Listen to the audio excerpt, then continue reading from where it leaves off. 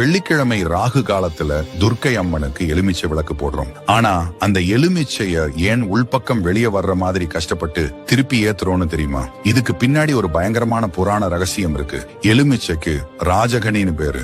ஆதி காலத்துல துர்க்கை அம்மனுக்கு கொடுத்த ரத்த பலியோட மாற்று வடிவம் தான் இந்த எலுமிச்சை. மகிஷாசுரனை அம்மன் வதம் செஞ்சப்போ அவனோட அகங்காரத்தை எப்படி தோலுரிச்சு அழிச்சாங்களோ அதை குறிக்கதான் எலுமிச்சையை உள்பக்கமா திருப்புறோம். அந்த எலுமிச்சை தோல் அரக்கனோட மண்டை ஓடு, அதுல ஊத்துற நெய், அவனோட ரத்தம், அதுல எரியிற நெருப்பு, துர்க்கையோட உக்கிரமான கோபம். இப்படி ஏத்தும் போது நம்ம மனசுல இருக்கிற கெட்ட குணங்களும் ராகு தோஷமும் அந்த நெருப்புல எரிஞ்சு சாம்பலாயிடும். ஆனா இதுல ஒரு கடுமையான சாஸ்திரம் இருக்கு. இந்த எலுமிச்சை விளக்கை எப்பவும் கோவில்ல மட்டும்தான் ஏத்தணும். தவறியும் வீட்டுல ஏத்தக்கூடாது.